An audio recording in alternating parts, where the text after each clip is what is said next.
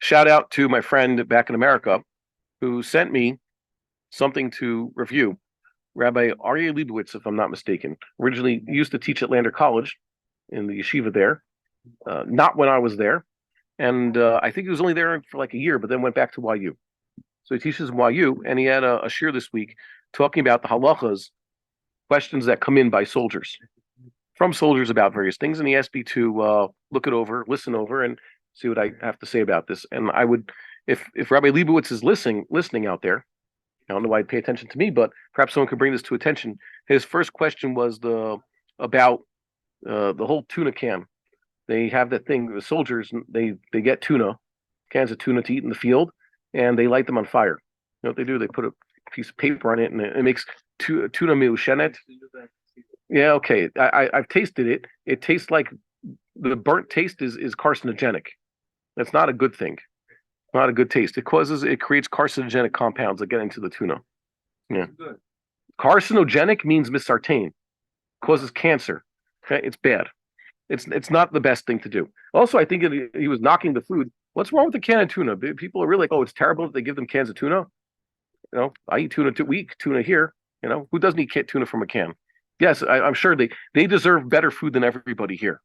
I wouldn't complain so much about that. Anyways, the point is, he was afraid about a little bit of the tuna oil getting onto their whatever else they had that's fleshik there. And he's concerned about the whole combination of tuna, of fish and meat. And he keeps using the word treif, as though it's an actual kashrus issue.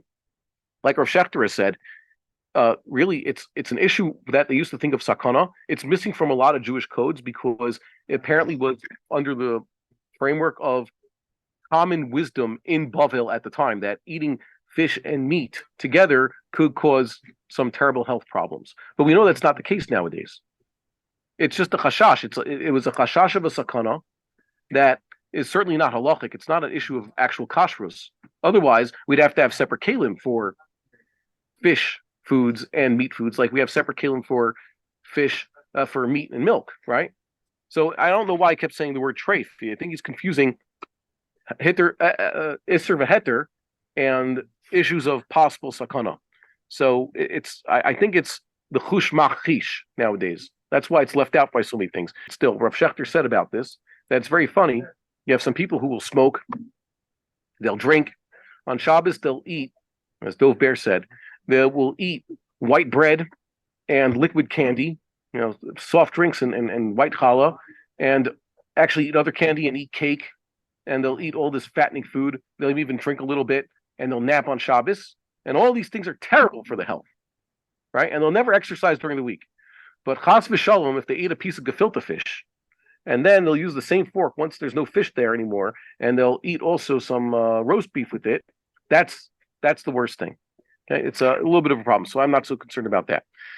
But here's the other one. He had a question. What? Ruchani sakana? Yeah. I don't know what that means. A ruchani sakana, according to Chazal, is a temptation to do an avera, presenting someone with a chance, and there's no avera of eating fish and meat. It's not forbidden by the Torah. No. There's no such thing. We don't recognize that. If Chazal were to say such a thing, but either way, they used to think it was dangerous. There's a lot of things that the Persians thought were dangerous that are included in the Talmud. Maseches Gittin are full of all sorts of ideas that back in the day, that's how they used to treat things. By the way, people used to also believe in all sorts of folk medicine. That's, we know nowadays is nonsense. Cupping. Go look up what cupping is with, suction cups and things like that. It's nonsense. It's nothing. All sorts of Eastern medicine. I think there's a display in the Israel Museum about something, or maybe that exhibit's no longer there. There's talking about a particular person. He's an expert in Chinese medicine, and elsewhere in the article it says about him that he's an expert in Japanese medicine. There is a difference. It's just that to them it's like, well, Chinese, Japanese. It's foreign medicine. It's alternative medicine. So for them, it might as well be the same thing. They made that mistake.